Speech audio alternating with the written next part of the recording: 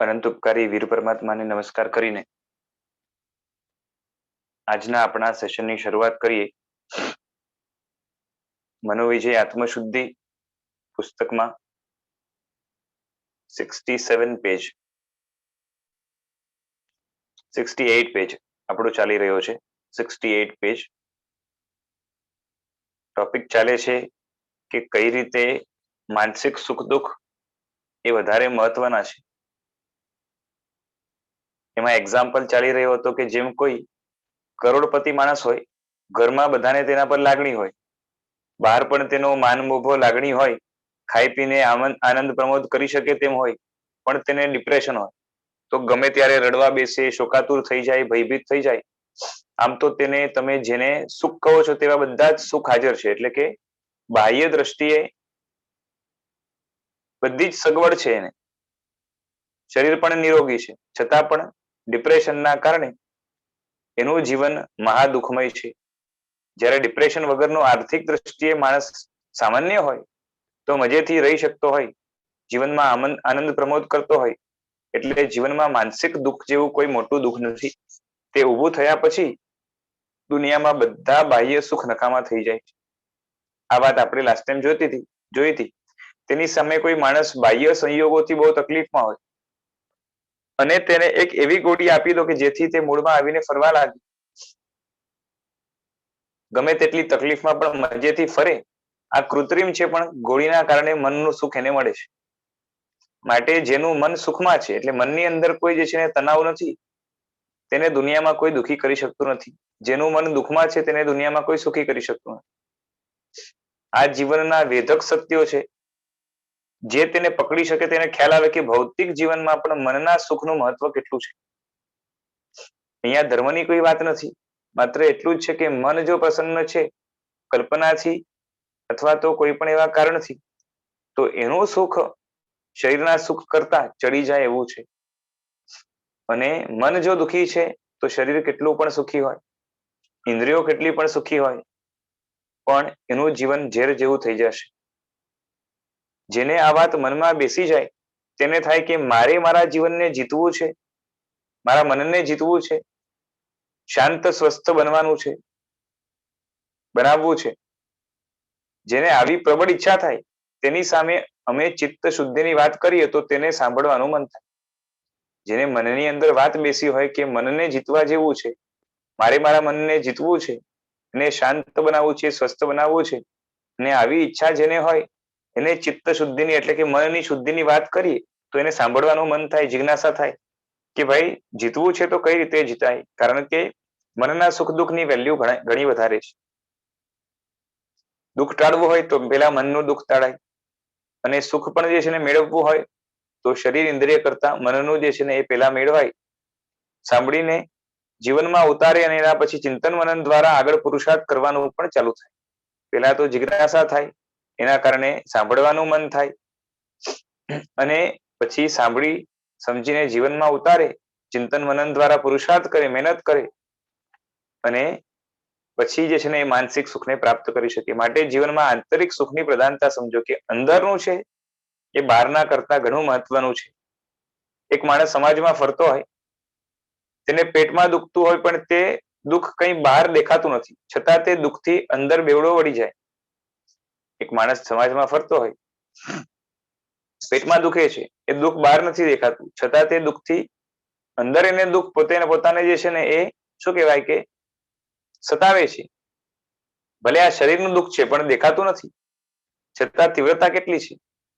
તે મનનું દુઃખ પણ ભલે બહાર દેખાતું નથી, બહારથી સ્માઇલ કરતો હોય, બરોબર છે, એ કોઈને વ્યક્ત ન થવા દે એ રીતે પણ ફરે કદાચ, પણ વાસ્તવમાં શરીરના દુઃખ કરતા વધારે જથ્થામાં છે મનનું દુઃખ. બરાબર છે. એટલે અંદર ને બહારની અંદરનું વધારે મહત્વનું છે, અને એને કાઢવું પહેલા નંબરે કરવું પડે. તમે એક માણસને અપ ટુ ડેટ થવા બધી સાધન સામગ્રી આપી, તે પહેરીને બની ઠનને તૈયાર થઈને બહાર નીકળી, કોઈ ગ્રુપમાં મિત્રો સાથે બેઠો અને પછી પાછળથી જઈને 5-25 માકડ તેના કપડામાં નાખી દો. માકડ પેલા જીવાત હોય ને, તેની શું હાલત થાય? આમ અપ ટુ ડેટ છે, બહારથી જે છે ને દેખાવ એટલો બધો સુંદર છે કે કોઈ પણ જે છે ને પ્રભાવિત થઈ જાય, એમ લાગે કે આના જીવનમાં તો કેટલી મજા છે, પણ અંદરમાંથી એ માકડના કારણે એને અંદર જે છે ને કરડતા હોય માકડ, એ શર્ટની અંદર ઘૂસી જાય, ક્યાંક ચટકો ભરે, અહીંયા ચટકો ભરે, ત્યાં ચટકો ભરે, એની હાલત જે રીતે ખરાબ થાય.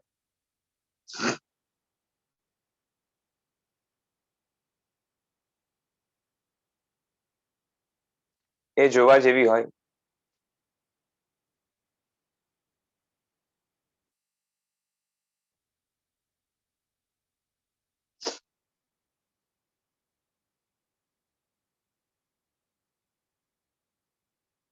બરોબર છે. હાલત શું? તો કે બેચેન, દુખી. તેમ સમાજમાં તમે અપ ટુ ડેટ થઈને ફરતા હો, પણ મનમાં વિકારો ભરેલા હોય, અને એના કારણે ઘડીકમાં આ વિકાર ચટકો ભરે, ઘડીકમાં બીજો વિકાર નવો ચટકો ભરે, માટે અંદરથી શું હાલત હોય? પરંતુ વિકારોથી મન ત્રાસમય છે તે દેખાય છે ખરું, બહારથી નહીં દેખાય. 24 કલાક મન તેનાથી વ્યાકુલ હોવાના કારણે ત્રાસ આપતું હોય છે, પરંતુ તમે જો આને દુઃખ સમજો તો તમારા જીવનની દિશા બદલાયા વગર ન રહે. મોટી પ્રોબ્લેમ એ છે કે અંદરના કેટલા બધા દુઃખો તો આપણે સમજતા જ નથી, એને દુઃખ તરીકે કાં તો ગણકારતા નથી, કારણ કે દુઃખ છે એવું ભાન જ નથી, કાં તો ઇન્ટ્રોસ્પેક્શન જ નથી કર્યું કે અંદરમાં શું ચાલી રહ્યું છે. માટે આપણે શું કહેવાય કે ભ્રમની દુનિયામાં જીવીએ છીએ, અને બહારના સુખમાં જે છે ને આપણે ઇમ્પોર્ટન્સ વધારે આપીએ છીએ. ધર્મનું તત્કાલ ફળ ચિત્તની પ્રસન્નતા. બરોબર છે. ચિત્તને એટલે મનની પ્રસન્નતા. આપણે બોલીએ છીએ ને, મન પ્રસન્નતા મેથી પૂજ્ય માને જિનેશ્વરે. ઘણા કહે કે ધર્મ પરલોકના સુખની, આત્માના સુખની મોટી મોટી વાતો કરે છે, પણ તાત્કાલિક ફળ શું? ધર્મ છે એ પરલોકના સુખની વાત કરે કે આવતા ભાવમાં સુખ મળશે, આત્માનું સુખ મળશે, બરોબર છે, પણ તાત્કાલિક ફળ શું? આવું પૂછનારા મૂર્ખાઓને ખબર નથી કે વાસ્તવમાં ધર્મ તો તમને તાત્કાલિક સુખી કરવા માંગે છે. ધર્મ જેમ જ પ્રવેશ કરે, બીજી ક્ષણ નહીં, બીજો સમય નહીં, પણ તે ક્ષણે આત્મા સુખી થાય, અને આત્માનું સુખ એ તરત જ મળે. ત્યાં તમે અંદરથી દુઃખી છો, છતાં બહારનું દુઃખ દૂર કરવા જ ફાફા મારો છો, બરોબર છે. બહારનું દુઃખ અકળાવી ન શકે, બહારનું દુઃખ કદાચ હોય પણ અકળાવી ન શકે જો અંદરમાં દુઃખ ના હોય. બહારનું દુઃખ પણ અકળાવી કેમ જાય છે આપણે? કારણ કે અંદરમાં દુઃખ છે. અંદરમાં દુઃખ એટલે અંદરના ભાગમાં, એટલે કે ભાવ મનમાં મોહના ભાવો રહેલા છે. અંદરમાં જ ભ્રાંતિ, ભ્રમ, વિકાર, વાસના બધું જ એ ધરબાઈને બેઠું છે. માટે જ જે છે ને બહારના દુઃખ આપણે દુઃખી કરી જાય છે. દુઃખી કરી જાય છે એટલે કે એની અંદર લેવાઈ જાય છે આપણે, બરોબર છે. પરંતુ ધર્મ તમને પહેલા અંદરથી સુખી બનાવવા માંગે છે, કે ભાઈ તમે અંદરથી સુખી બની જાઓ ને તો બહારથી ફાફા મારવાનું બંધ થઈ જાય. માટે નવો કર્મબંધ પણ ન થાય, અને આત્મા ધીરે ધીરે કરીને જે છે ને મોક્ષ તરફ આગળ વધે. જે વ્યક્તિ ધર્મ સમજે તેનો તો ધર્મ પ્રત્યક્ષ સુખની વાત કરે છે, તે દેખાય જ. પરભવની અંદર સુખ મળશે કે ન મળે એની વાત જે છે ને એ ધર્મ કરશે, પરંતુ ધર્મનું તત્કાલ ફળ પણ છે જ. કે ધર્મ કરો અને તત્કાલ ફળ ન મળે તો ખરેખર એ ધર્મ જ નથી. શુદ્ધ ધર્મ તો એ છે જ નહીં. ધર્મ 24 કલાક મનને સુખમાં તૃપ્ત રાખવાની વાત કરે છે, કે ધર્મ કહે છે કે તમારું મન તૃપ્ત રહે, સુખી રહે, શાંત રહે, પ્રસન્ન રહે, એ જે છે ને મારું તત્કાલ ફળ છે. 24 કલાક ચિત્તની પ્રસન્નતા તે જ ધર્મનું તત્કાલિક ફળ છે. જ્યારે ચિત્ત પ્રસન્ન થાય ત્યારે તે ફળ જે છે ને અપ્રસન્ન થાય, ત્યારે તે ફળ અધર્મનું છે. ચિત્ત અપ્રસન્ન થાય તો સમજી લેવાનું કે એ ધર્મના નામ પર અધર્મ ઘૂસી ગયું છે. જેવો એટલે કંઈક તો ગોટાળો છે. જેવો જીવનમાં અધર્મને આચરો એટલે ચિત્ત અપ્રસન્ન થાય, જીવનમાં જેવો ધર્મ અપનાવો એટલે ચિત્ત પ્રસન્ન થાય. એટલે મનની પ્રસન્નતા એ ધર્મ જે છે ને તત્કાલ આપી શકે છે, અને એ ધર્મની તાકાત છે, ખૂબી છે, બરોબર છે. અને શુભ ભાવ છે એમાં સુખ છે, અને અશુભ ભાવમાં દુઃખ છે. મનમાં અશુભ ભાવ થાય ત્યારે અંદરમાં અશાંતિ થાય જ. કોઈ એમ ના કહી શકે કે અશુભ ભાવ કરતા અંદરમાં શાંતિ મળે. કેમ કે અશુભ ભાવ ઇઝ ઇક્વલ ટુ દુઃખ. જેટલો અશુભ ભાવ તેટલું માનસિક દુઃખ. જેમ કોઈ વ્યક્તિને કડવી વસ્તુ આપે તો તેને બેસ્વાદ કડવી લાગે, તેમ અશુભ ભાવ પણ જે છે ને અંદરથી આત્માને કેવો સ્વાદ આપે છે, તો કે કડવો સ્વાદ આપે છે, કાં તો અંદરથી બળતરા કરે છે. તેમ અશુભ ભાવ પેદા કરો એટલે અંદરમાં દુઃખ સંતાપ અનુભવાય છે. જેમ ચપ્પુ આંગળી પર ફેરવો કે તરત આંગળી કપાય ને, કલાક પછી ન કપાય, તેમ અધર્મ તત્કાલ દુઃખ આપે અને ધર્મ તત્કાલ સુખ આપે. પ્રત્યક્ષ 24 કલાક અનુભવ સિદ્ધ ફળ છે. જેમાં ક્યાંય શંકા કરવાનો સવાલ જ ન આવે. જેને પણ આમાં શંકા આવે તેને ખાતરી કરવાની છૂટ છે. તેના માટે જીવનમાં થોડી વાર અશુભ ભાવ કેળવો અને પછી શું અનુભવ થાય છે એનું અવલોકન કરો. કે ખરાબ વિચારો ખરાબ ભાવો કર્યા કરો અને જો કે અંદરમાં જે છે ને કેવા અકળામણ વાળા ભાવ, કેવા સ્ટ્રેસફુલ ભાવ છે, અને જેમાં રાહત મળે એવા ભાવો કેનાથી આવશે, તો કે શુભ ભાવથી આવશે. શુભ ભાવ કરો તો અંદરથી પ્રસન્નતા મળે, અંદરથી કંઈક હળવાશ થાય, અંદરથી કંઈક શાંતતા મળે. કોઈને કોઈ વિકાર વાસના વગેરે જે છે ને એ અવશ્ય શાંત થાય. એ શુભ ભાવની તાકાત છે. કેમ કે એનો સ્વભાવ જ છે, શુભ ભાવનો સ્વભાવ છે કે મનને જે છે ને અમુક જાતના ખરાબ ભાવોથી દૂર રાખે અને મનને એ રીતે હળવો રાખે. અને અશુભ ભાવની જે છે ને એનો પ્રોપર્ટી જ એવી છે ઇનેટ કે એ અંદરથી અકળાવશે, વ્યક્તિને અંદરથી દુખી રાખશે.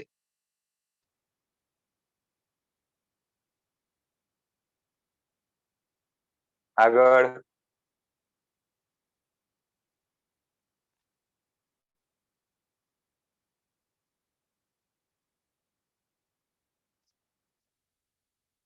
જેમ કારેલાનો રસ કડવો જ અને દૂધ પાકનો રસ મીઠો જ. રસ એટલે સ્વાદ. કારેલાનો સ્વાદ કેવો હોય તો કે કડવો હોય, અને દૂધ પાકનો સ્વાદ કેવો હોય તો કે મીઠો હોય.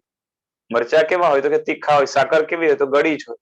તેમ અશુભ ભાવ તીખો અને કટુ રહેવાનો, એટલે અંદરમાંથી તીખાશ કે કડવાશ રહેવાની. એટલે અશુભ સ્વાદ, ખરાબ સ્વાદ, દુઃખ, એની લાગણી અંદરમાંથી દેખાશે, ઉભરાશે, અનુભવાશે.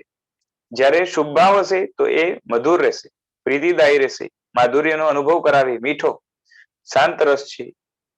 તમે તે કેટલો પામી શકો તે તમારા પુરુષાર્થ પર છે. આપણે જેટલો પોતાના મન ઉપર કાબુ કે કંટ્રોલ એટલી મનની પ્રસન્નતા આપણે મેળવી શકીએ. નાસ્તિકે પણ કહેવું પડે, બરોબર છે, કે અશુભ ભાવ મહા દુઃખી છે અને શુભ ભાવ મહા સુખદાયી છે. જો વિશ્લેષણ કરે તો બરાબર ખ્યાલ આવે. મનના દુઃખનું સરવૈયું અશુભ ભાવના સરવૈયામાં જ છે. એટલે અશુભ ભાવ છે તો મનનું દુઃખ છે, અને શુભ ભાવ છે તો મનનું સુખ છે. બરાબર છે. જેમ જ્યારે આગનો સ્પર્શ કરો ત્યારે ત્યારે ઉષ્માનો અનુભવ થવાનો છે. આગને અડો અને ઉષ્મા અનુભવ ન થાય તે અશક્ય છે, કારણ કે આગમાં ઉષ્મતા રહેલી છે. તેમ જીવ અશુભ ભાવ કેળવે અને મનને પીડા ન થાય તે અશક્ય છે, અને શુભ ભાવ કેળવે અને મનને સુખ શાંતિનો અનુભવ ન થાય એ પણ અશક્ય છે. શુભ ભાવ જ છે જે મનને હળવું રાખે છે. હવે કોઈ પ્રશ્ન પૂછે છે કે શુભ ને અશુભની વાતો કરો છો તો અમને સમજાવો તો ખરા કે અશુભ ભાવ કોને કહેવાય. આટલું બધું કીધું, બરોબર છે. આ તો શું કહેવાય કે એ રામાયણ પતિ અને રામ કોણ. તો કોઈ પૂછ્યું કે ભાઈ જાણતા નથી અમે, તો બતાવો કે શુભ ભાવ કોને કહેવાય. તો કે સ્વાર્થ પ્રેરિત જે કશાયો છે તે અશુભ ભાવ છે. કયો સ્વાર્થ? ભૌતિક સ્વાર્થ.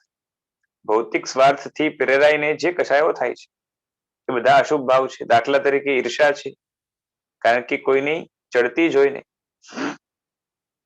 ભૌતિક ચડતી જોઈને કોઈને ઈર્ષા થાય, કોઈને દ્વેષ થાય, કોઈને ભૌતિકતા ઉપર રાગ થાય, પછી પોતાનું જે છે ને ભૌતિક કોઈ પડાવી જાય તો એના ઉપર ક્રોધ આવે, કાં તો ભૌતિક જે અપેક્ષા પૂરી ન થઈ તો ક્રોધના ભાવ થાય.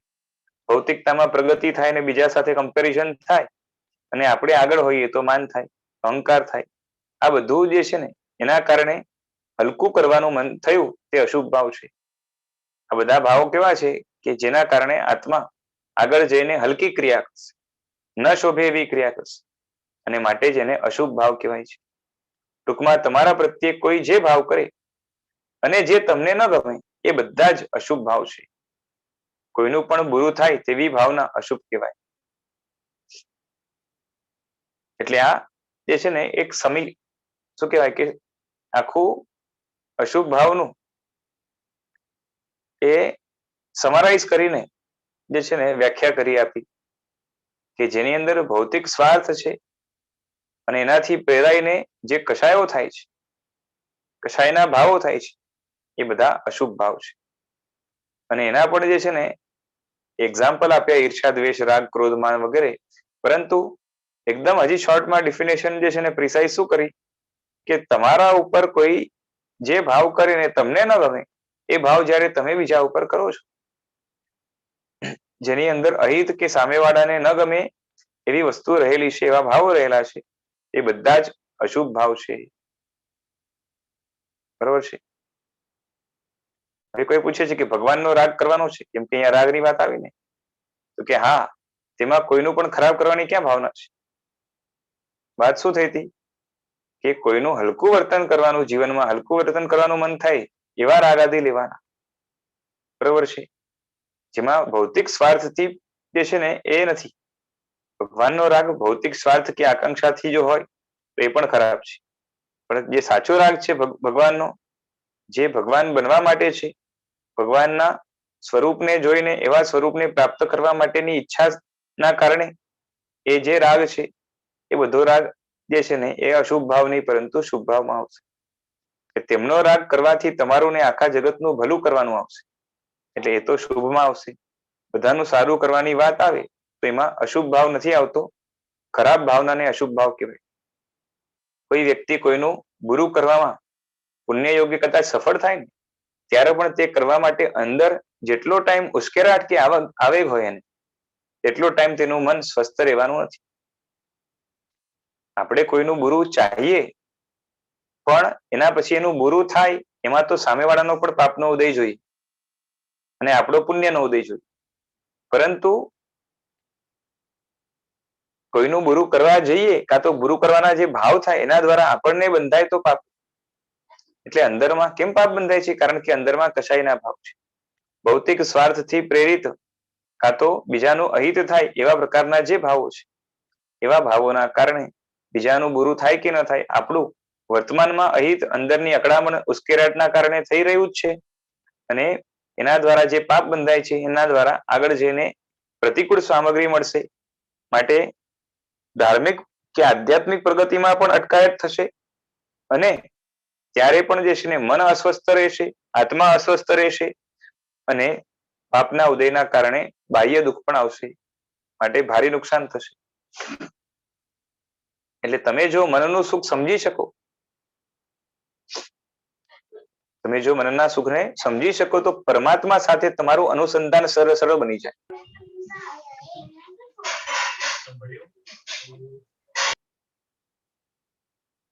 કારણ કે મનના સુખને શુભ ભાવની સાથે લિંક છે. મનનું સુખ જે એ શુભ ભાવ સાથે સંકળાયેલું છે. ધર્મ તમને શુભ ભાવો મનમાં કેળવવા લાયક દર્શાવે છે. ધર્મ શું દર્શાવે છે? કે મનની અંદર શુભ ભાવ કેળવો અને અશુભ ભાવને છોડો. જે મનના સુખને સમજી શકે તેને ખબર પડે કે પ્રસન્નતા સાથે મનનું શું લિંક છે.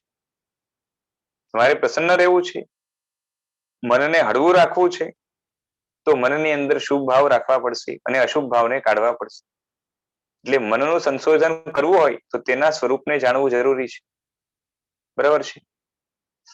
એટલે મનના સ્વરૂપનું દર્શન આપણે કરી રહ્યા હતા. ફરીથી અહીંયા રિવિઝન તરીકે આવે છે કે મનના કેટલા વિભાગ છે? તો કે 2 વિભાગ છે, દ્રવ્ય મન અને ભાવ મન. હમણાં બહુ વિસ્તાર નહીં કરું, ફટાફટ જે છે ને હું એ જવા દઈશ, કારણ કે આપણે એ જોઈ ચુક્યા છે પહેલા ઘણી વાર. એટલે મનની અંદર 2 વિભાગ છે.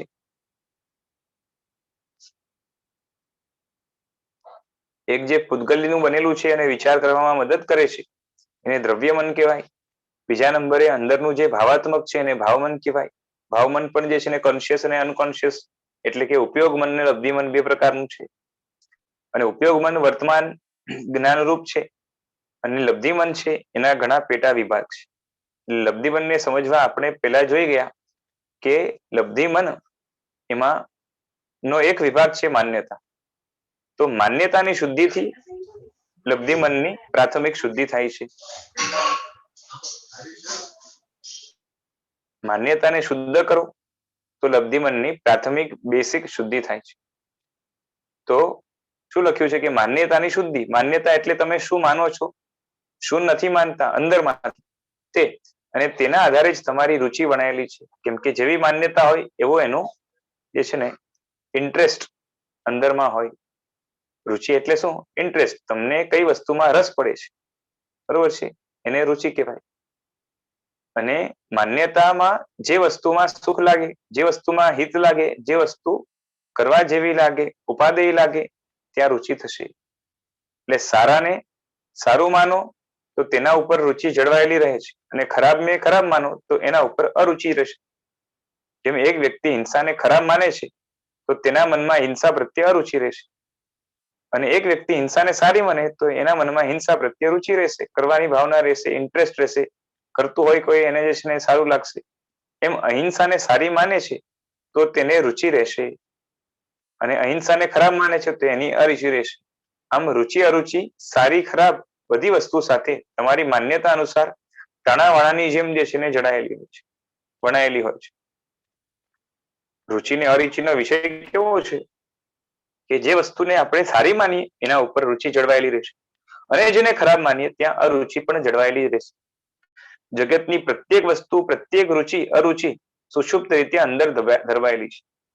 દુનિયામાં જેટલી પણ વસ્તુઓ છે બધાના પ્રત્યે રુચિ કે અરુચિ ભલે પ્રગટ નહીં પણ સુષુપ્ત રીતે તો અંદરમાં પડી જ છે. એ સામે આવે અને એના ઉપર મંથન કરો તો એ રુચિ કે અરુચિ બારે આવે. એટલે સાઈઝમાં નાના એવા મનમાં પણ, બરોબર છે, મન આમ જોવા જઈએ તો જે છે ને શું કહેવાય કે જેટલું આપણું આત્મા એટલું મન. એટલે દુનિયામાં એ આખી દુનિયાની અપેક્ષાએ મન આપણું નાનું છે, કારણ કે આપણું સામ્રાજ્ય બની શકે જે છે ને ઘણા વિસ્તાર સુધી ફેલાયેલું હોય. આટલા બંગલા હોય, આટલા ગાડી હોય, કંઈ પણ હોય, એની સામે આપણું શરીર, આપણું મન, ઇન્દ્રિયો એ બધું તો બહુ નાનું ગણાય, બરોબર છે. પણ એની અંદર જે છે ને સંગ્રહ કે કલેક્શન એ કેટલું બધું છે, એટલે વિશાળ છે. આખા જગતનું બધું જ જે છે ને આટલા કોમ્પેક્ટ સ્ટ્રક્ચરની અંદર એ શું કહેવાય કે પ્રિન્ટ તરીકે છપાયેલું છે, સ્ટોર કરીને રાખેલું છે, રેકોર્ડેડ છે. ખરાબ વસ્તુની રુચિથી પાપની અનુમોદના 24 કલાક અનકોન્શિયસલી ચાલુ છે. આપણે જે હૈ છે, બરાબર છે, જે ભાવો, જે કષાયો, જે વિકારો, પછી જે અધર્મની વૃત્તિઓ, આ બધી જ પ્રવૃત્તિ, પછી અધર્મના નિમિત્તો, આ બધા જ હૈ છે. તો જે હૈ છે એ બધું, એમાંથી કોઈ પણ વસ્તુ પ્રત્યે હૈ પર રુચિ હોય તો એની અનુમોદના જે છે ને અંદરમાં એ અનકોન્શિયસલી પણ ચાલુ છે. માટે પાપનો કર્મબંધ 24 કલાક ચાલુ છે. કયા પાપનો? તો કે રુચિ સંબંધી પાપનો, એટલે કે એવો મોહ સતત બંધાયા કરે છે. તેવી જ રીતે સારી વસ્તુમાં રુચિ હોય તો 24 કલાક પુણ્યનો બંધ થાય, કારણ કે એ જગત માટે, સ્વ માટે હિતકારી છે, બીજાને નુકસાન કરતું નથી, અને બની શકે ત્યાં સુધી ફાયદો કરવાનું પણ, બીજાનું હિત કરવાનું, સુખી કરવાનું પણ જે છે ને એમાં ચાલુ હોય છે. એટલે ધર્મની રુચિ એ પુણ્ય બંધાવશે, અધર્મની રુચિ પાપ બંધાવશે. જેટલા સૂક્ષ્મતાથી આપણે ધર્મને જાણીએ અને વેદકતાથી જાણીએ અને ધર્મમાં ઉપાદેય બુદ્ધિ જાગે કે આ કરવા જેવું છે, આજ મને અને જગતને સુખી કરનાર છે, એવી ભાવનાથી ધર્મ ઉપર રાગ, રુચિ વગેરે હોય તો એનાથી સતત પુણ્ય બંધાય છે. ખરાબ રુચિથી પાપાનુબંધી પાપ બંધાય, સારી રુચિથી પુણ્યાનુબંધી પુણ્ય બંધાય છે. રુચિ ખરાબ હોય અને પ્રવૃત્તિ પણ ખરાબ હોય, મન વચન કાયાની હરકતો ખરાબ હોય તો પાપાનુબંધી પાપ બંધાય. રુચિ ખરાબ છે પરંતુ હરકત સારી છે મન વચન કાયાની, તો પાપાનુબંધી પુણ્ય બંધાશે. રુચિ સારી છે અને મન વચન કાયાની ક્રિયા એ પણ સારી છે તો પુણ્યાનુબંધી પુણ્ય બંધાશે. અને રુચિ સારી છે એટલે રુચિની અંદર વિવેક છે, પણ એ છે ને શું કહેવાય કે કોઈ મજબૂરીના કારણે કાં તો કોઈ બીજા કારણથી એ જો પ્રવૃત્તિ એની પાપની હોય, ખરાબ હોય, તો પુણ્યાનુબંધી પાપ બંધાશે. માટે રુચિ અરુચિ જેવી હોય તે પ્રમાણે પાપ અને પુણ્યનો બંધ અને અનુબંધ એ ચાલુ રહે. રુચિને મુખ્ય અનુબંધ સાથે લેવા દેવા છે અને પ્રવૃત્તિ સાથે લેવા દેવા જે છે ને બંધને છે. બરોબર છે. આ એક મનમાં ગોઠવાયેલો કાયમ ખાતેનો ડિપાર્ટમેન્ટ છે. કયો? માન્યતાનો. અને તેમાં ફેરબદલી ઓછી થાય છે, કેમ કે જીવ પોતે માનેલી માન્યતાને ઇઝીલી ફેરવવા તૈયાર નથી હોતો. અંદરથી જે માન્યતાઓ દ્રઢ થયેલી છે, બરોબર છે, એ ગ્રંથિ રૂપે ગોઠવાયેલી છે, માટે તેમાં સામાન્ય પુરુષાર્થથી નોંધપાત્ર પરિવર્તન લાવી શકાતું નથી. જનરલ પુરુષાર્થથી જે છે નોટેબલ ચેન્જ એમાં નથી લાવી શકાતું. એટલે વાસ્ટ પુરુષાર્થ લાગે, વેધકતા વાળો પુરુષાર્થ લાગે, તીક્ષ્ણ પુરુષાર્થ લાગે, તો જ જે છે ને એ ભેદાય, તૂટે, મૂળમાંથી જે છે ને બદલાય. શું? તો કે માન્યતા. સામાન્ય પુરુષાર્થથી સામાન્ય ફેરફાર થાય, પણ જન્મથી મૃત્યુ સુધીમાં માંડ 2 થી 5% પરિવર્તન આવતું હશે આપણી માન્યતામાં. એટલે અને પાછે શું થાય, મોટા ભાગે તો જેની માન્યતામાં પરિવર્તન પણ આવે છે, તો એક મિથ્યા માન્યતામાંથી બીજી મિથ્યા માન્યતામાં જાય. પણ સમ્યક માન્યતા તરફ જવાનું જે છે ને કાર્ય એ તો અનંતમાંથી એકમાં થતું હોય છે. અનંત તો ના કહેવાય, પણ અસંખ્યમાંથી, કારણ કે બાકી બધાને તો જે છે ને અનંતા જીવોને તો સામગ્રી નથી મળી. એટલે હવે એના જીવનમાં તો ચેન્જ લાવવાનો સ્કોપ જ નથી રહેતો. એટલે મોટા ભાગના જીવો બંધ અને અનુબંધ લગભગ જે છે ને રૂટીન પ્રમાણે એમના ચાલતા હોય છે. ઓકે, ક્યારેક જે છે ને થોડુંક ચેન્જ આવે, બાકી મોસ્ટ ઓફ જે છે ને એ સતત જે છે ને એ તિર્યંચ ગતિ બાંધતો હોય તો તિર્યંચ જ બાંધ્યા કરતો. અને મોટા ભાગના જીવો તિર્યંચ ગતિ બાંધતા હોય છે પોતાની મૂળતાના કારણે. હવે અહીંયા વાત કરે છે અશુભ માન્યતાઓનું સંશોધન કરવું, શુદ્ધિ કરવી હોય, ઓળખીને અશુભ માન્યતાને કાઢવી હોય, તો એની વાત કરે છે કે અશુભ માન્યતા જબરદસ્ત રીતે પાપના બંધ અનુબંધ સતત જે છે ને એ પાડ્યા કરે છે. અશુભ માન્યતા હોય તો મોટે ભાગે પ્રવૃત્તિ પણ અશુભ હોય, માટે પાપાનુબંધી પાપ જ બંધાય મોટે ભાગે. બરોબર છે. ઘણા એમ બોલતા હોય છે કે વેપારમાં વિકાસ કરવો જોઈએ, ઉદ્યોગમાં પ્રગતિ કરવી જોઈએ, જગતમાં જેટલો પણ વિકાસ થાય તે માનવ જાત માટે સારું છે, આ કઈ ખરાબ કામ નથી. બરોબર છે. આવું ઘણા બોલતા હોય. શું હોય કે વેપારમાં, ધંધામાં, બિઝનેસમાં એ વિકાસ થવો જોઈએ, ઉદ્યોગમાં પણ જે છે ને પ્રગતિ થવી જોઈએ, ઇન્ડસ્ટ્રીયલાઇઝેશન વધવું જોઈએ. જગતમાં જેટલો પણ વિકાસ થાય એ બધો માનવ જાત માટે સારું છે, એમાં કઈ ખરાબ નથી. બધા મનુષ્યનો એમાં ભલું થાય છે.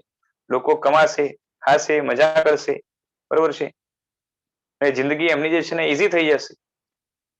પાછે માનતા હોય કે તેમાં હિંસા નહીં વિચારવાની, કે નાની નાની વસ્તુમાં જે છે ને હિંસાઓ વિચારવા બેસીએ. હર વસ્તુમાં હિંસા કરવા બેસીએ તો જે છે ને જીવીએ કઈ રીતે? આમ પણ હિંસા થાય જ છે. આજે મનની માનેલી માન્યતા છે, તેનાથી 24 કલાક જગતમાં જેટલા પણ વ્યવહાર ધંધા ચાલુ છે, આપણે પોતે એની અંદર ક્યાંય ઇન્વોલ્વ ના હોઈએ અને કદાચ કોઈને ન પણ કહીએ, પણ આવી અંદરમાં માન્યતા પણ જો પડી હોય તો એની અનુમોદનાનો પાપ સતત ચાલ્યા કરે છે. અને વ્યક્તિઓ આના કારણે ભારે કર્મબંધ અવિરતપણે continuous without any gap non stop ચાલુ જ રાખે છે.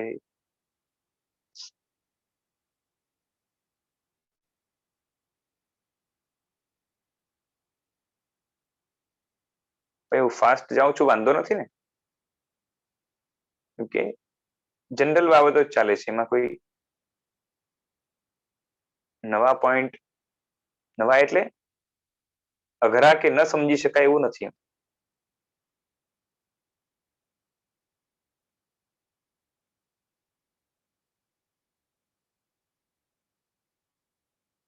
કોઈ પૂછે સાહેબ જગતમાં બધા જ વેપાર ધંધાની અનુમોદના કહેવાય?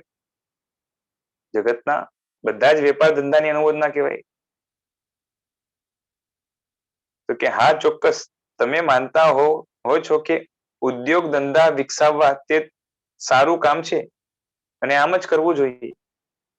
મોટા ભાગના લોકોને શું લાગે, માણસોને, કે ઉદ્યોગ ધંધા, ઇન્ડસ્ટ્રીયલાઇઝેશન જેટલું વધારે હોય, ફેક્ટરીઓ જેટલી વધારે વધે, એટલું વિકાસ થાય, એટલી સુવિધા વધે, સગવડ વધે, કરવું જ જોઈએ. મોટા ભાગનો આ અભિપ્રાય હોય છે, બરોબર ને? આજે પણ મોડર્નાઇઝેશન, પછી બધું કમ્પ્યુટરાઇઝ થાય, ડિજિટલાઇઝ થાય, એ મેકેનાઇઝ થાય લાઈફ, બરોબર છે? એના માટે જે છે ને એ શું કહેવાય કે ઉદ્યોગપતિઓ, પછી એની માટે સ્ટેટ કે સેન્ટર એ બધું કરતો હોય તો આપણે શું થાય કે કેટલું સારું થઈ રહ્યું છે, બરોબર છે? અને આ થવું જ જોઈએ. અને બીજા દેશ કરતા પણ વધારે સોફિસ્ટિકેટેડ ટેકનોલોજી આપણે અહીંયા વિકસાવવી જોઈએ, બરોબર છે? એટલે એના અભિપ્રાયની દુનિયામાં ઘણીવાર તો છે ને આવો વિચાર હોય પણ એનું કોઈ કહેવા જાય તો કોઈ સાંભળવા પણ તૈયાર ન થાય. એટલે એની કોઈ જે છે ને દુનિયામાં વેલ્યુ ના હોય તો પણ કહેશે કે આ કરવા જેવું, આ નહીં કરવા જેવું. આવા કેટલાય ભૂત મનની અંદર ભરાયેલા. જેમ ઘણા માને કે સ્વરાજ આવ્યું, ચૂંટણી પ્રથા આવી, તેથી દેશ લોકશાહી દ્વારા કેટલો બધો વિકાસ કર્યો દેશે, બરાબર છે? જ્યારે ખરેખર શાસ્ત્રની દ્રષ્ટિએ વિચારીએ તો લોકશાહી અને ચૂંટણીની વ્યવસ્થા ખોટી છે. ભગવાન આદિનાથે રાજ્ય વ્યવસ્થા સ્થાપી હતી. રાજાશાહી તીર્થંકર પ્રણીત છે.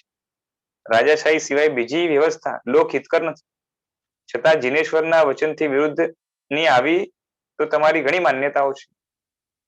તે ઉલટી માન્યતાઓના કારણે, એટલે આમ જે વિચારીએ છે એની અંદર પણ જે છે ને ધર્મની બાબત નથી.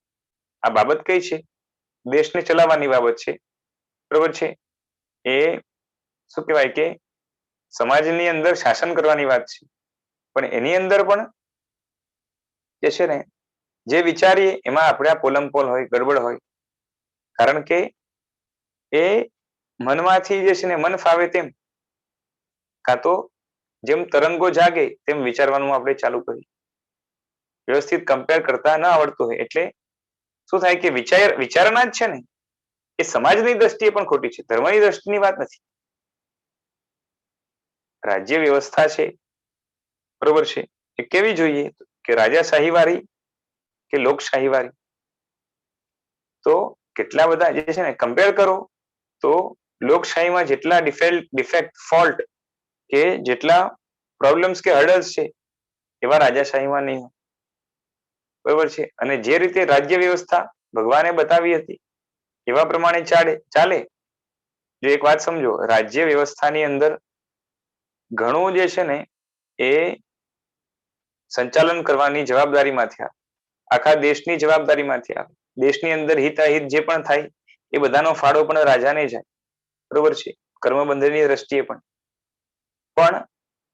જેટલી પણ રાજા જે છે ને શું કહેવાય કે રાજ્ય વ્યવસ્થા છે અલગ અલગ પ્રકારની, બરોબર છે? તો એમાંથી એ પછી કોઈ ફેડરલ હોય, ડેમોક્રેટિક હોય કે જે છે ને મોનાર્કી હોય કે જે પણ હોય, પોલિયાર્કી હોય, તે બધામાં જે રાજાશાહી વાળી જે છે ને મેનલી મોનાર્કી વાળી વ્યવસ્થા, એમાં એ ફોલ્ટ સૌથી ઓછા રહેશે. પરફેક્ટ સિસ્ટમ નહીં કહેવાય, બરોબર છે?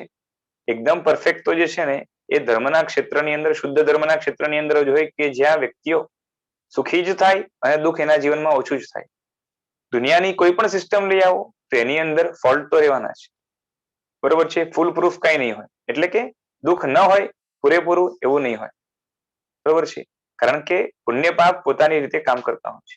રાજા પોતાની રીતે વ્યવસ્થા પૂરેપૂરી કરવા માટે પ્રયત્ન કરે અને વ્યવસ્થિત જે છે ને આત્મા પરલોકને ભણેલો રાજા હોય, એના મંત્રીઓ વગેરે ભણેલા હોય તો કર્મને પણ છેતરીને કઈ રીતે પ્રજાને સુખી કરવી, કેટલા અંશે, પૂરેપૂરું તો ન કરી શકાય પણ વધારેમાં વધારે અંશે કઈ રીતે કરવું એ પણ જાણતા હોય. અને એમાં પણ પ્રજાની વર્તમાન અને ભવિષ્યની બરબાદી ઓછી થાય એવા પ્રકારની વ્યવસ્થા પણ જે છે ને ગોઠવી શકે. પણ એ બધું જે છે ને જેટલું સહેલાઈથી રાજાશાહીમાં થશે એવું ડેમોક્રેસીમાં નહીં થાય. એટલે જે નથી ને જેવું સોશિયલ દ્રષ્ટિએ પણ એવું વિચારતા હોઈએ અને એના કારણે જે છે ને એ જેટલા નુકસાનો થાય, કેમ કે કેવું છે કે ઓછા નુકસાનમાં જ્યારે પતે છે રાજાશાહી દ્વારા, એની જગ્યાએ લોકશાહીથી જેટલા નુકસાન અધિક છે એ બધાનું એડિશનલ પાપ પણ જે છે ને એના સમર્થન દ્વારા કાં તો એને સારું માનવા દ્વારા જે છે ને એ વ્યક્તિઓ બાંધતા હોય છે. બરોબર છે. એટલે જીનેશ્વરના વચનની વિરુદ્ધ આવી તો તમારી ઘણી માન્યતા હોય છે. તે ઉલટી માન્યતાઓના કારણે તમે તે પાપોની અનુમોદના તમને ચાલુ છે. જેમ કમ્પ્યુટરમાં એક નાની ચિપ ગોઠવો તો વોલ્યુમ ભરાય તેટલો ડેટા ઉભો થાય ને. કમ્પ્યુટરની નાની ચિપમાં પણ જે છે ને કેટલો બધો ડેટા સમાઈ શકે, બરોબર છે. તેમ તમારા મનમાં મન આમ જોવા જવો તો નાનું છે, પણ એક ઊંધી માન્યતા પણ હજારો પાપોનું મૂળ છે. કેમ કે એક માન્યતાના કારણે બીજા કેટલા બધા પાપના ભાવો વિચારો એમાંથી તેનાથી કર્મના ગંજ બંધાયા જ કરે, એટલે કે જથ્થાઓ બંધાય. મનમાં આ ઊંધી માન્યતા રૂપ મિથ્યાત્વ જ જડ બેસેલા ઘર કરી ગયું છે, એકદમ જ મજબૂત, જેણે આખા જગતને રવાડે ચડાવ્યું છે. મિથ્યાત્વ છે એના કારણે જ આખું જગત, બરોબર છે, દુઃખી છે. એકવાર મિથ્યાત્વ ગયું પછી બીજા પાપો કે પાપના ભાવો આત્માને વધારે સમય સુધી હેરાન નહીં કરી શકે. જ્યાં સુધી આનું સંશોધન ન કરો, માન્યતા જ્યાં સુધી પલટાય નહીં ત્યાં સુધી સંકિત પામી શકાતું નથી. કેમ કે સંકિત પામવા માટે એ તત્વની પરફેક્ટ ઓળખ જોઈએ, અને એ ક્યારે થાય? માન્યતા બદલાય તો. સાચું બોલજો, આવું અવલોકન કરનારા કેટલા? આ રીતે ઇન્સ્પેક્શન મનનું, કાં તો શું કહેવાય કે એ અંદરથી મનનું સંશોધન એ કોણ કરતું હોય? બહુ ઓછા લોકો. તો કોઈ કહે સાહેબજી નો ટાઈમ, કે અમારી પાસે સમય નથી, બરોબર છે. શું કે છે કે સાહેબજી અમારી પાસે સમય નથી. તો સાહેબજી કહે છે કે ધર્મ કરવાનો ટાઈમ નથી, પરંતુ આ માનસ અવલોકન તો ધર્મમાં પ્રવેશ કરવા માટે પ્રવેશ દ્વાર છે. ધર્મ કરવાનો તમારી પાસે ટાઈમ નથી, પરંતુ ધર્મમાં પ્રવેશ કરવો હોય તો સૌથી પહેલા મનનું અવલોકન તો જોશે જ. એના દ્વારા, એના વગર નહીં થાય. સંકિત પામવા માટે આમાં પ્રવેશ કરવો જ પડશે. હું તો એમ કહું છું કે નો ટાઈમ બોલવા વાળા પાસે જેટલો ટાઈમ છે એટલો કોઈની પાસે નથી, બરોબર છે. કારણ કે આવું કોણ બોલે કે સત્તાધીશો હોય, શ્રીમંતો હોય, મોટે ભાગે એ લોકો બોલે કે મારી પાસે સમય નથી. તેમને જાતે શું કામ કરવાનું હોય છે? તેમને તો મશીનો અને માણસો દ્વારા કામ કરાવવાનું હોય છે મોટે ભાગે, બરોબર છે. બાકી ખાલી મગજ દોડાવવાનું હોય, ફોન પર કામ થાય. માટે પ્રમાણિકતાથી વિચાર કરો તો નો ટાઈમ જેવું છે જ નહીં. તમારી પાસે આખી દુનિયા માટે ટાઈમ છે, પોતાની જાત માટે ટાઈમ નથી. અહીંયા આનું આ કરવાનું છે, ત્યાં તેનું પેલું સલટાવવાનું છે, આ કરવાનું છે, પેલું કરવાનું છે, જમીનનું કરવાનું છે, ફ્લેટનું કરવાનું છે, બરોબર છે. જેને પોતાની જાત માટે ટાઈમ નથી, એનો અર્થ એ થયો કે પોતાની જાત ઉપર તેને ભયંકર દ્વેષ છે, કાં તો ઉપેક્ષા છે. અને તે જેમ છે ને સ્વદેશી માણસ હોય ને, એ રીતે આ સ્વદ્વેષી માણસ છે. જેમ તમારી પાસે 5 કામ કરવાના આવે તો જે કામમાં તમને વધારે રસ હોય પેલું કરો, અને અણગમતો હોય તો એકદમ એને પાછળ મૂકી દો. અહીંયા આત્માને તમે છેલ્લે મૂકો છો. એનો મતલબ એ કે તમારા મનની અંદર જે છે આત્માનો કોઈ રસ નથી. આત્માના ઉત્થાનમાં તમને જરાય રસ નથી. અને આ બહુ કરુણ સ્થિતિ છે. કારણ કે પોતાના અસ્તિત્વની જે ઉપેક્ષા કરે એ વ્યક્તિની પોતાની પણ વેલ્યુ શું રહી? જેને પોતાને જ પોતાની વેલ્યુ નથી, પછી બીજાને એનાથી વેલ્યુ હોય કે ના હોય કઈ ફરક ન પડે.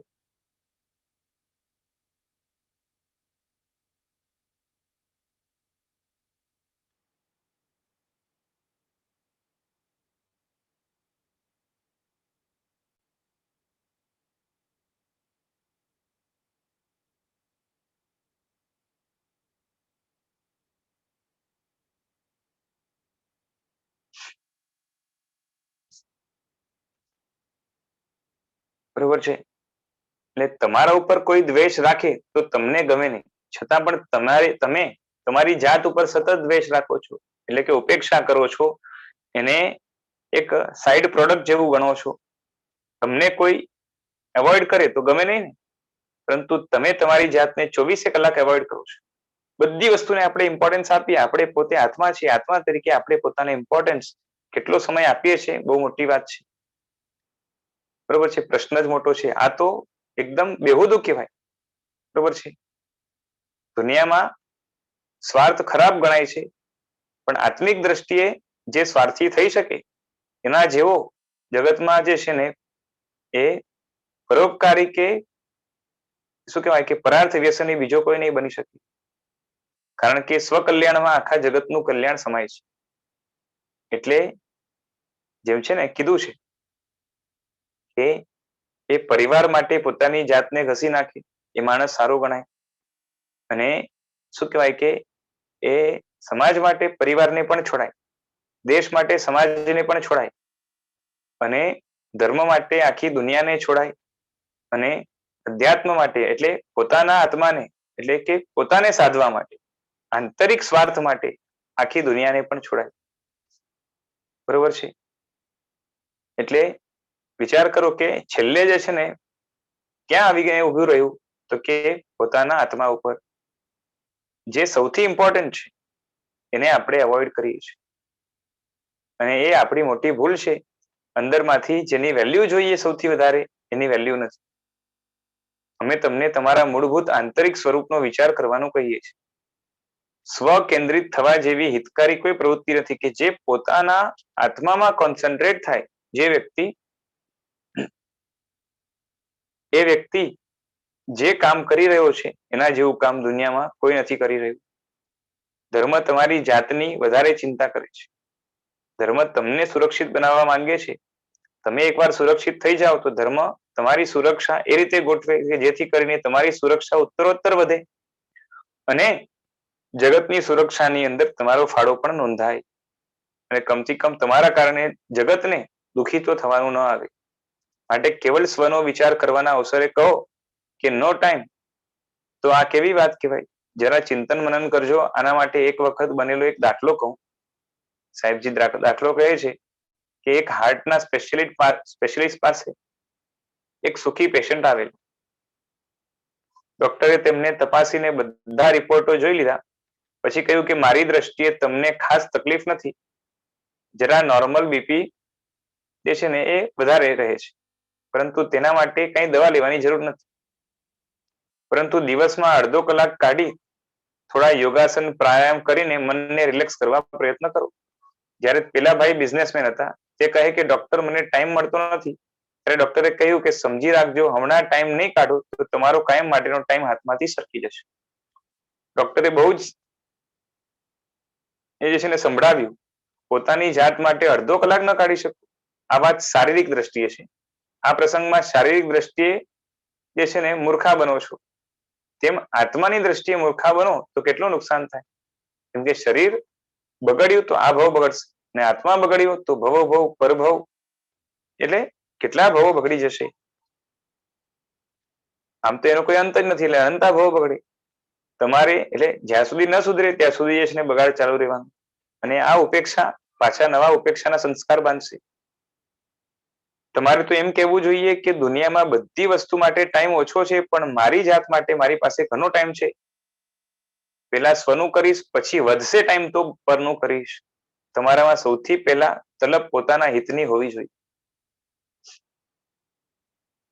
એક પણ માન્યતા ઊંધી ગોઠવાય તે આત્મા માટે જે છે ને શું કહેવાય કે ભયંકર દોષ છે. અંદરમાં માન્યતા કોઈ પણ વસ્તુ વિશે, કોઈ પણ ઘટના વિશે ઊંધી જો ગોઠવાય, કોઈ પણ ગુણ વિશે કે કોઈ પણ બાબતમાં, તેમાંથી આખી જે છે ને ચેનલ નીકળશે ઊંધી માન્યતાઓની, વિપરીતતાની, જડતાની. જીવનમાં કલ્પના ન હોય તેવી ઊભી કરેલી મન માનેલી માન્યતાઓ લઈને ફરતા હો છો. પછી તમે ગમે તેટલો ધર્મ કરો, પણ એક ઊંધી માન્યતા ભારે પાપ બંધાવે છે. સમજાય છે? કેટલું પણ ધર્મ કરતા હોય પણ એક માન્યતા ઊંધી ભરેલી છે, એના કારણે ભારે પાપ થાય છે, અને એના કારણે સંકિત પણ દૂર છે. જેમ તમે પ્રભુ ભક્તિ કરી, દર્શન પૂજા કર્યા, ત્યારે પણ તમારામાં ભગવાનની આજ્ઞા વિરુદ્ધ જેટલી ઊંધી માન્યતાઓ છે તે તમને પાપનો બંધ કરાવે છે. કારણ પાપની અનુમોદના માન્યતા રૂપે પૂજાથી કરતા પણ ચાલુ જ છે. પૂજા ચાલુ હોય અંદરથી પાપની માને, દાખલા તરીકે ઘણા કહે કે ગાજર તો શરીર માટે સારું કહેવાય, આંખ માટે પણ લાભકારી છે, માટે ખાવા જોઈએ. તમને કોઈ અને પછી પાછી એ જે છે ને શું કહેવાય કે તેથી એ ઉપવાસ પણ કરતો હોય, પછી 2 ટાઈમ પ્રતિક્રમણ પણ કરતો હોય, ચોવિહાર આદિ પણ કરતો હોય, બરોબર છે, આ બધું જ કરતો હોય અને પોતે કદાચ છે ને ગાજર ન પણ ખાતો હોય, પણ આ માન્યતાના કારણે એને સતત જે છે ને એના સંબંધી એ પાપ બંધાય છે.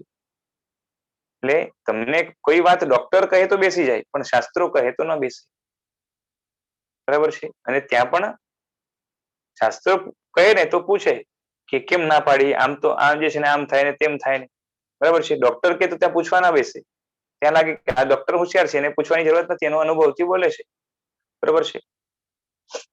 બોલો ડોક્ટર નો અનુભવ વધારે કે ભગવાનનો, શાસ્ત્રકારોનો, મહાપુરુષોનો? વસ્તુને ફૂલ પ્રૂફ રીતે વૈદકતાથી જોવાની શક્તિ કોની વધારે? સર્વજ્ઞ કોણ છે, ડોક્ટર કે ભગવાન?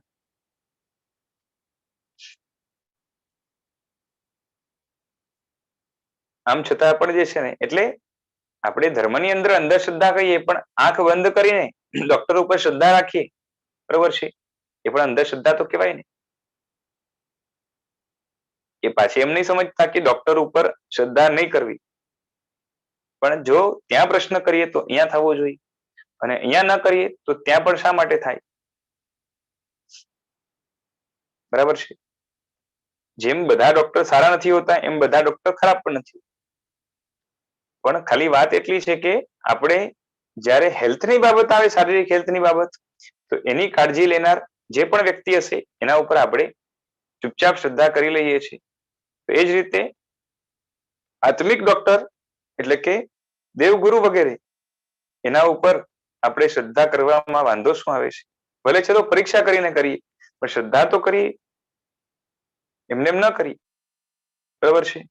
રિપોર્ટ કઢાવીને ડાયગ્નોઝ કરીને કરીએ, એમને એમ ન કરીએ, પણ એકવાર ડાયગ્નોઝ થયા પછી ઓપરેશન કરાવવાની પણ પૂરેપૂરી તૈયારી રાખીએ, બરોબર છે. એમ કહે કે ગાજરનો રસ પીવાથી કંદમૂળ હોવાથી અનંતા જીવો મરી જાય, તો કહેશે કે એવું બધું વિચારવાનું ન હોય, પાછા આગળ વધીને કહે કે આરોગ્ય સારું હશે તો ધર્મ આરાધના થશે. હવે આ ઊંધી માન્યતા પડી છે, તેથી તેમને 24 કલાક ગાજરના રસ પીઓ કે ન પીઓ, પણ દુનિયામાં આ જીવોની હિંસા, જે હિંસા થાય છે આખા જગતમાં, જ્યાં પણ ગાજર ખવાતું હોય, પીવાતું હોય, જ્યુસ વગેરેનું, એ બધાની જે છે ને અનુમોદના ચાલુ રહે અંદરમાં, બરોબર છે. માટે પાપ લાગે છે. આવી તો હજારો નાની નાની, બરોબર છે, અમુક મોટીઓ પણ ઊંધી માન્યતાઓ તમારા જીવનમાં હશે, અને ઘણા ખોટા કાર્યોને તમે જીવનમાં સારા માનતા હો છો. એ ઘણા તો જે છે ને એ ધર્મને જ છે ને માત્ર શારીરિક આરોગ્યની દ્રષ્ટિએ જોતા હોય, કોઈ માત્ર માનસિક આરોગ્યની દ્રષ્ટિએ જોતા હોય, કાં તો શારીરિક ને માનસિક બંને આરોગ્યની દ્રષ્ટિએ જોતા હોય, આત્મિક દ્રષ્ટિએ ન જોય. એક વ્યક્તિ અમને મળેલા, એ કે અમારે ત્યાં એ શું કહેવાય કે ડુંગળી અને લસણ બંધ છે, કારણ કે એનાથી વાસ આવે, વિકાર કરે, એટલે તામસી છે, એટલે અમે નથી ખાતા. બટેટા જે છે ને એનાથી એવું કંઈ થતું નથી, એટલે ખાવામાં વાંધો નથી, બરોબર છે. તામસી હોય એટલે મન બગડે, વિકારી થાય, એ એમને ન ફાવે, પણ હિંસાદી થાય છે, માટે આત્માને નુકસાન છે, કઠોરતા વગેરે આત્માની અંદર પ્રવેશે છે, એ એને ચિંતા નથી. અને એ શાસ્ત્રકારોની વાતો ઉપર જે શ્રદ્ધા જોઈએ એ નથી, માટે પોતાની મન ફાવતી દલીલો વડે જ જે છે ને ધર્મનું મૂલ્યાંકન કરવાનો પ્રયત્ન કરે, એના કારણે ઊંધી માન્યતાઓ અંદર લઈને ફરતા હોય, બરોબર છે. ઘણા તો ખોટા કાર્યને સારા માને, ખરાબ કાર્યને સારા માને, ને સારાને ખરાબ માને.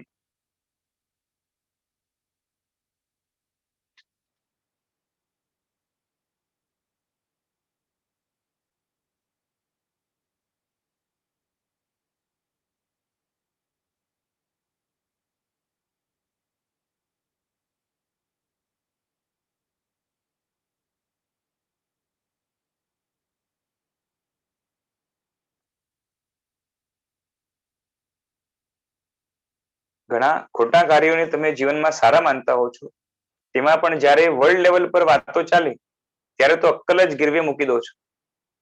ત્યારે ભગવાનની આજ્ઞા વિરુદ્ધ કેટલા વિચારો ચાલતા હોય છે તે તમે સ્ક્રીનિંગ કરો તો ખબર પડે. જેમ પ્લેન ઉડવા લાગ્યા તેનાથી કેટલો લાભ થયો, કેટલો વિકાસ થયો, એટલે તે વિકાસ તમને લાભકારી લાગ્યો. બરોબર છે. માટે તમારે મન જગતમાં જેટલા યંત્રો છે એ બધા સારા છે, તેથી તેની અનુમોદના ચાલુ છે. અને આ માન્યતા દ્વારા ઘોર પાપ બંધ થાય છે, પાપ કર્મ પેદા થાય છે. આ પાપ બંધ અટકાવવા માટે જગતમાં જીનેશ્વર દેવોએ જે વ્યવસ્થા બતાવી છે, જે ઉચિત વ્યવહારો બતાવ્યા છે, તે જ સાચા અને સારા છે અને બાકી બધું ખોટું છે. આ જ માન્યતા જીવનમાં બાંધી લેવા જેવી એ છે ને જેવો મુદ્રાલેખ છે કે ભગવાને જે વ્યવસ્થા બતાવી કે જે વ્યવહારો બતાવ્યા એની અંદર ઘણું હિત છે, અને અહિત જ્યાં જ્યાં છે એ મિનિમાઇઝ કરવા માટે ભગવાને જે છે ને સોશિયલ લેવલ વગેરેના પણ કાર્યો પોતાના જીવનકાળ દરમિયાન જે બતાવ્યા છે એ છે ને એટલે પાપને મિનિમાઇઝ કરશે, એટલે ઓછામાં ઓછા પાપમાં પતે એ પ્રમાણે જે છે ને વ્યવસ્થા પણ ગોઠવી છે.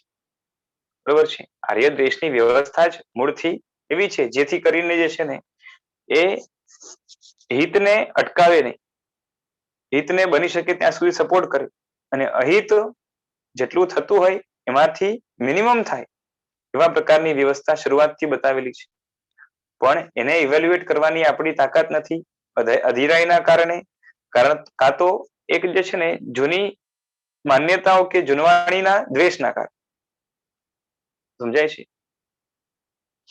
ઘણાને મનમાં શું હોય ખબર છે, મન જ એ રીતે ઘડેલું હોય કે જૂની વસ્તુ હોય ને એને અપડેટ કરવી જ જોઈએ. એટલે કે આ તો જૂના જમાનાની વાતો છે, એટલે જૂના જમાનાની વાતો હોય તે ખોટી જ હોય કે ખરાબ જ હોય એવો નિયમ ખરો?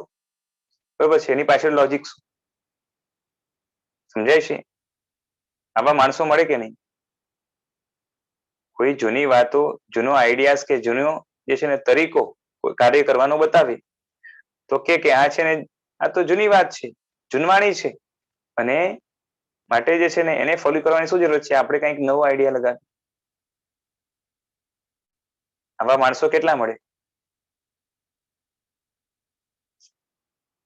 આજે મને લાગે છે મારે એકલે બોલવાનું છે.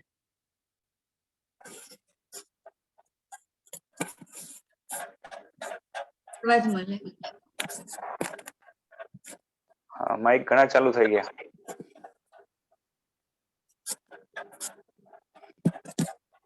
આવા માણસો મળે કે નહીં આજે? કંઈક નવું કરવું જોઈએ આપણે તો મોટા ભાગના એવા જ મળે. હા, એ સાવ તો મોટા ભાગના હશે, પણ એટલે આની જે છે ને તમે વિચાર કરો કે આજે લોકો બુદ્ધિશાળી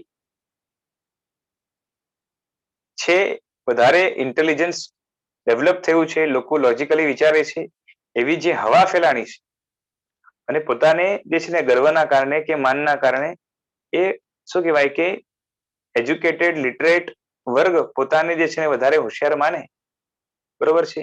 એ માનવાથી જે છે ને હોશિયાર ન કહેવાય. આવી માન્યતા હોય જેની પાછળ જે છે ને આમ કોઈ બેસ નથી, કોઈ લોજિક નથી. બરોબર છે? એક બાજુ જે છે ને જૂની આવતી વાત કે ઓલ્ડ ઇઝ ગોલ્ડ. બરોબર છે? બાકી જૂનવાણી જેટલી હોય બધાને જે છે ને હકાલવાનો પ્રયત્ન કરે. બોલો, આપણે જૂનું રાખ્યું છે શું? બરોબર છે? ડ્રેસિંગ આખી ચેન્જ કરી નાખી, જૂની કઈ રાખી નથી. બરોબર છે? પછી જે છે ને એ રહેવાની પદ્ધતિ ચેન્જ કરી નાખી, રહેવાનું સ્થાન પણ જે છે ને જૂનવાણીમાં કઈ રાખ્યું નથી, અને ઉલટાનું જૂનું હોય તો એને એન્ટિકમાં ગણે. બરોબર છે? બોલો, જૂનું એન્ટિક છે કે ઓરિજિનલ છે? ખાલી દર્શન કરવા માટે છે કે જીવનમાં રાખવું જોઈએ એવું છે? સમજાય છે? આપણી જૂની પદ્ધતિ કે જૂની વસ્તુઓ એ કમ્પેર કરો તો ખબર પડે કે કેટલી ગુણકારી. બરોબર છે? આજે સમજો છે ને કોઈ એટલે આમાં બધા આવી ગયા આપણે, પણ એટલું છે કે માહોલ પણ પાછો એવો કર્યો છે કે જૂનું કોઈ ફોલો કરે ને તો એ રીતે જોઈ જાણે જે છે ને બીજા પ્લાનેટ થી આવ્યો. કોઈ જૂનું ફોલો કરે, બોલો, ડ્રેસિંગ જૂનું ફોલો કરે, રહેવા કરવાનું જૂનું ફોલો કરે તો કેવું ગણાય? ખરેખર શું હોવું જોઈએ કે એના પ્રત્યે માન વધવું જોઈએ, પણ લોકો જે છે ને એને કઈ રીતે જુએ? એટલે માહોલ કેવો ઉભો કરાયો છે? આપણે આપણી સંસ્કૃતિ પ્રત્યે નફરત કરીએ એવા પ્રકારના વિચારો પણ ઘણા વર્ષો પહેલા થઈ ગયેલા છે, અને એનું ફળ આપણે આજે ભોગવી રહ્યા છીએ. સમજાય છે? કોઈ ધોતિયું પહેરીને ફરતો હોય ને તો એ ધોતિયાથી કેટલા ફાયદા થાય એટલા ફાયદા પેન્ટ થી નહીં થાય. બોલો, મલ્ટીપર્પઝ હોય કે નહીં ધોતિયું? ધોતિયું જેટલું મલ્ટીપર્પઝ હોય એટલું પેન્ટ નહીં હોય. કેટલા ઉપયોગ કરી શકાય? આપણા ઘરે કોઈ છે ને તપેલું ગરમ હોય અને બીજું કોઈ કપડું ના મળે, ધોતિયાથી પકડીને જે છે ને એ લઈ શકીએ, પેન્ટથી. અને ક્યાંકથી ફાટી ગયું ધોતિયું સમજો, બરોબર છે, અને થીગડું પણ ના મારવું હોય, કાં તો થીગડું મારવાનો સમય ના હોય તો ધોતિયાને જે છે ને આમ તેમ ફરીને પાટલીની અંદર જે છે ને ઘુસાવી દઈએ તો ખ્યાલ પણ ન આવે, બરોબર છે. અને આમ તો કેટલા બધા જે છે ને બીજા પણ જે છે ને ફાયદા ઉપયોગ છે, એ આખું લાંબુ લિસ્ટ કરવા નહીં બેસું, પણ બધી જ બાબતમાં પાઘડી કહો, ધોતી કરો, કહો કે જેટલું પણ જે છે રહેવાની જગ્યા, રહેવાના સ્થાનની અંદર જે છે ને મકાન, એનું કન્સ્ટ્રક્શન એ જૂના કાળની અંદર જેવું હતું એ એટલું બધું જે છે ને જેમાં શું કહેવાય કે શારીરિક માનસિક નુકસાન ઓછું થાય, બની શકે ત્યાં સુધી ફાયદો થાય એવા પ્રકારનું હતું. અને એના કરતા જુદું જે છે ને આપણે આજે ગમે છે. સમજાય છે? તમે વિચાર કરો કે એર કન્ડિશન્ડ ઘર હોય એ સારો કે એર કન્ડિશનની તો ઠીક, પંખાની પણ જરૂરત ન પડે, જરૂરત કહું છું, ન પડે એ સારું?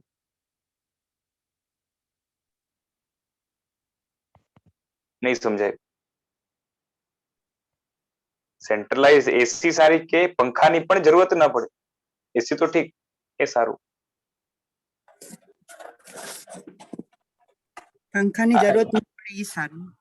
ડિપેન્ડન્સી ને ઇન્ડિપેન્ડન્સી આ બેમાં આજે દેશ આઝાદ થયું તો આપણે ખુશ કેમ થઈએ છીએ? Because we are not dependent.